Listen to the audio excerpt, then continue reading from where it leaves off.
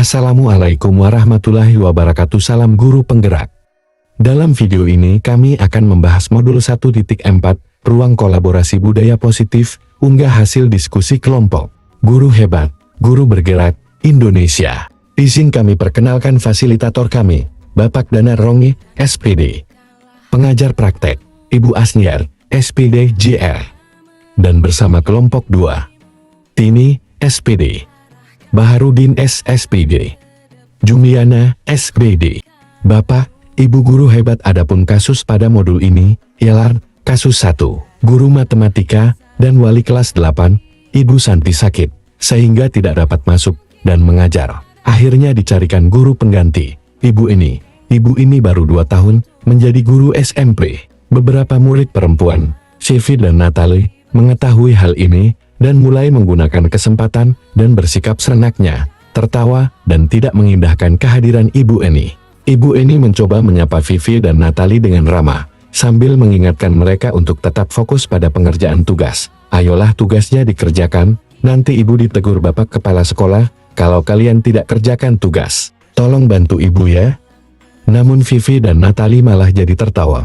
Ah Ibu, santai saja Bu. Mereka tetap tidak mengerjakan tugas dan malah mengobrol. Keesokan harinya, Ibu Santi memanggil Vivi dan Natalie, serta menanyakan tentang laporan Ibu Eni. Ibu Santi menanyakan, apakah mereka bersedia melakukan memperbaiki permasalahan yang ada. Vivi dan Natalie sempat ragu-ragu dan membela diri, namun pada akhirnya mengatakan akan meminta maaf.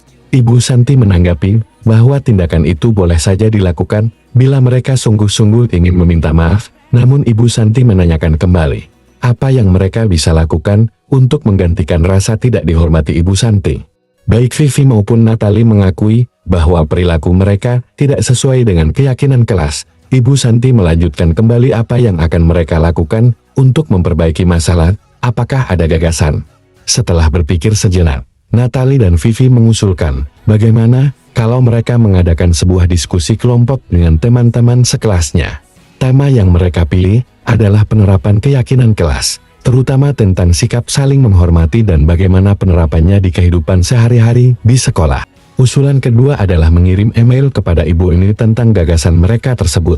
Mereka pun memberitahu Ibu ini bahwa mereka telah memberitahu kepala sekolah, Pak Hasan, bila lain waktu ada ketiadaan guru, maka mereka akan mengusulkan Ibu ini sebagai guru pengganti. Bapak, Ibu guru hebat.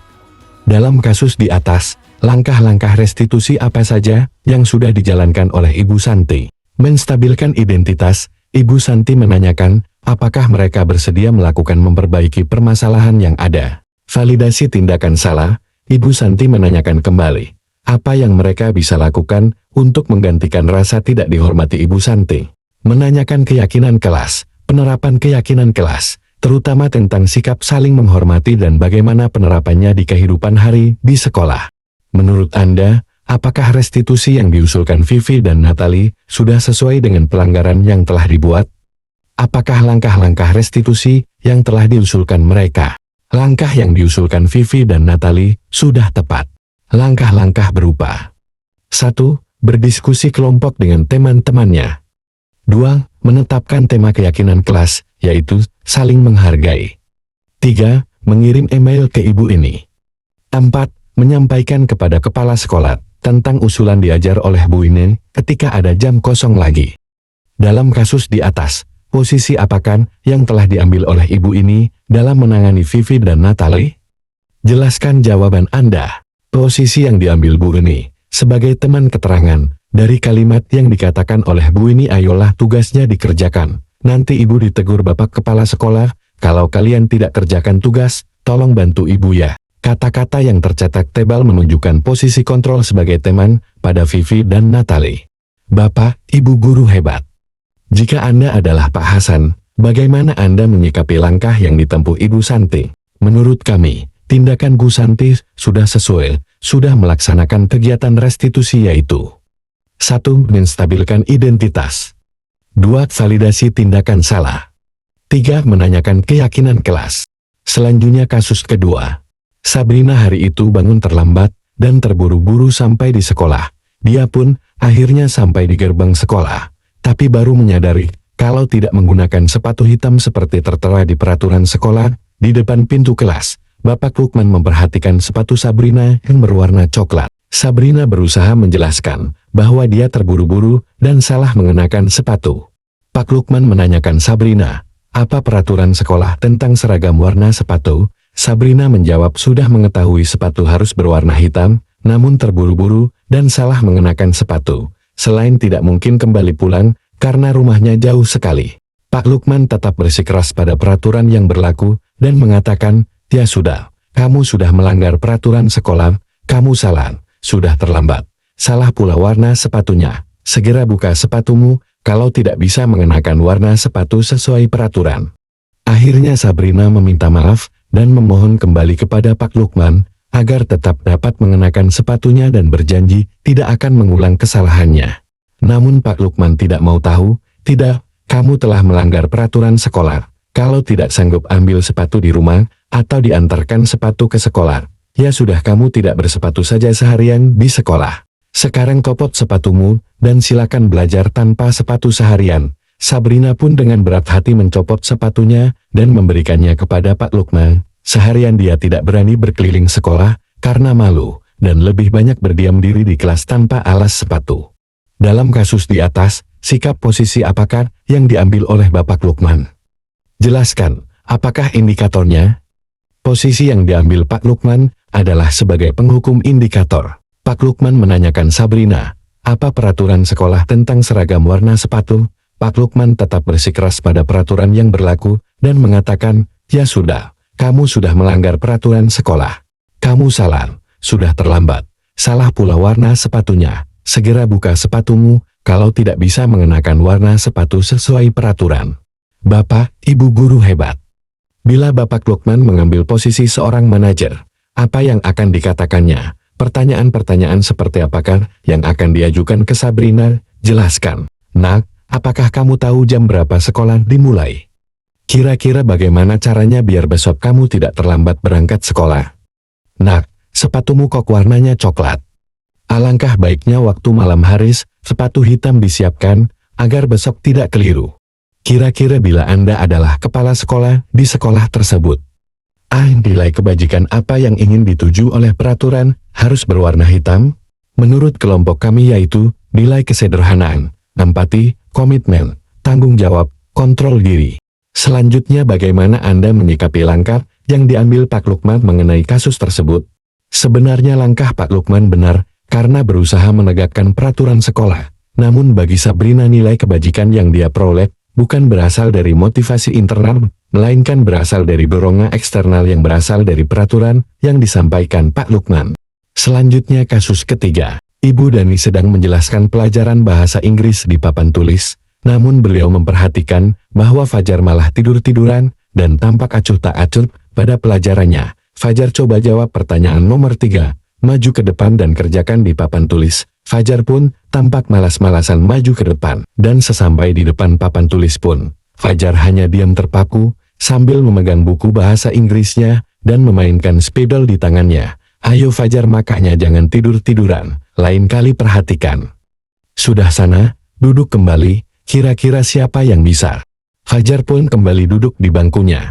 Hal seperti ini sudah sering kali terjadi pada Fajar. Seperti tidak memperhatikan, acuh tak acuh, dan nilai-nilainya pun tidak terlalu baik untuk pelajaran bahasa Inggris. Pada saat ditegur oleh Ibu Dani, Fajar hanya menjawab, tidak tahu Bu. Ibu Dani pun menjawab liur, gimana kamu Fajar? Kamu tidak kasihan sama Bu ya? Bu sudah capek-capek mengajarkan kamu, tidak kasihan sama Ibu.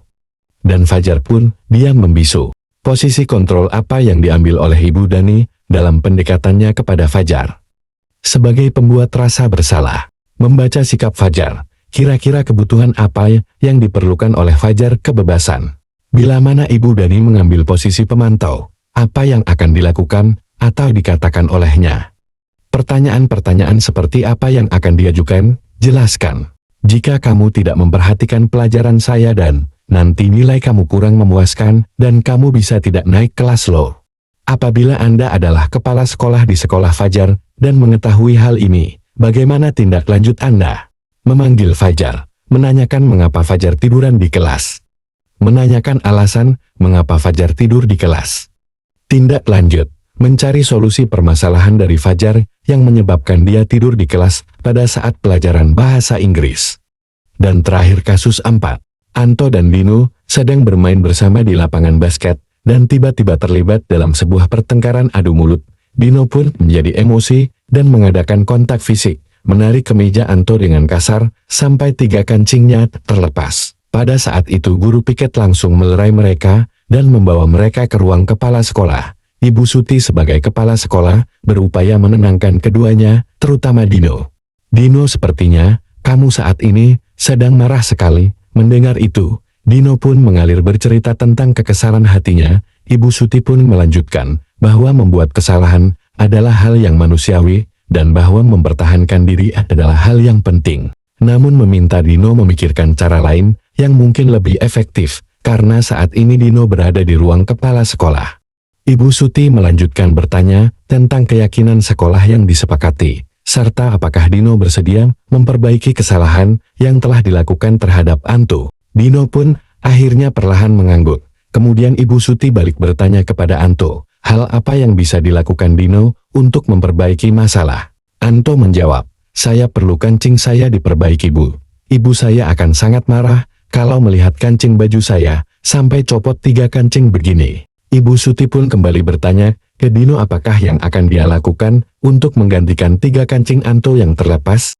Dino berpikir sejenak, namun menjawab, wah tidak tahu Bu, saya lem kembali mungkin ya Bu.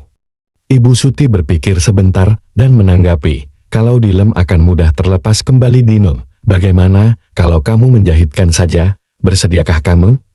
Dino tampak ragu-ragu dan menanggapi, menjahit kemana saya? Bagaimana menjahit Bu? Ibu Suti meneruskan, apakah kamu bersedia belajar menjahit? Dino berpikir sejenak, memandang ke meja Anto dan menanggapi, yang mengajari saya siapa Bu? Dengan cepat Ibu Suti menjawab, Pak Irfan, guru tata busana. Dino kembali diam sejenak, memandang ke meja Anto yang tanpa kancing. Akhirnya Dino mengangguk tanda menyetujui, dan sepanjang siang itu, Dino belajar menjahit dan memperbaiki kemeja Anto. Terakhir kali terlihat kedua anak laki-laki tersebut, Dino dan Anto pada jam pulang sekolah. Mereka sudah bercengkrama dan bersanda gurau kembali. Posisi kontrol apa yang telah dipraktikkan oleh kepala sekolah Ibu Suti? Hal-hal apa saja yang dilakukannya sehingga Anda berkesimpulan demikian? Sebagai manajer dalam kasus Dino dan Anto, Bu Suti melaksanakan kegiatan restitusi terhadap Dino dan Anto. Dalam kasus tersebut, bagaimana Dino dikuatkan? Bagaimana Anto dikuatkan oleh Ibu Suti? Ibu Suti sebagai kepala sekolah berupaya menenangkan keduanya, terutama Dino. Dino, sepertinya kamu saat ini sedang marah sekali. Mendengar itu, Dino pun mengalir bercerita tentang kekesalan hatinya. Penguatan terhadap Dino. Ibu Suti balik bertanya kepada Anto, hal apa yang bisa dilakukan Dino untuk memperbaiki masalah penguatan terhadap Anto? Kira-kira nilai-nilai kebajikan keyakinan sekolah apa yang dituju dalam kasus tersebut? Jelaskan. Tanggung jawab. Dino harus bertanggung jawab karena telah membuat 3 kancing baju Anto lepas dengan usaha memasangkan kembali. Kerjasama. Dino meminta bantuan Pak Irfan untuk mengajari bagaimana cara memasang kancing baju Anto. Empati. Ibu Suti menunjukkan sikap empati kepada Dino. Ia berkeyakinan Dino sedang memiliki masalah, maka berusaha membuat Dino mengeluarkan unek-uneknya. Persahabatan. Ibu Suti berusaha mengembalikan lagi jalinan persahabatan Dino dan Anto. Bapak, Ibu guru hebat. Apakah terdapat refleksi 1 dari kasus 1 dan 4 kita ditunjukkan pada beberapa contoh posisi kontrol yang dilakukan oleh guru dalam menangani kasus pada muridnya, mulai dari penghukum, membuat merasa bersalah, teman dan manajer. Dalam penggambaran ini, kita dapat belajar tentang perubahan paradigma stimulus kontrol ke teori kontrol, dan pentingnya peran guru sebagai manajer dalam menciptakan budaya positif melalui langkah-langkah dalam segitiga restitusi. Selanjutnya refleksi 2. Budaya positif yang diterapkan di lingkungan sekolah sesuai dengan filosofi Ki Hajar Dewantara tentang posisi pendidik sebagai penuntun, disiplin sebagai salah satu budaya positif yang dikembangkan di sekolah hendaknya berasal dari motivasi internal murid. Adanya motivasi internal dalam penerapan budaya disiplin akan menjadi budaya sekolah.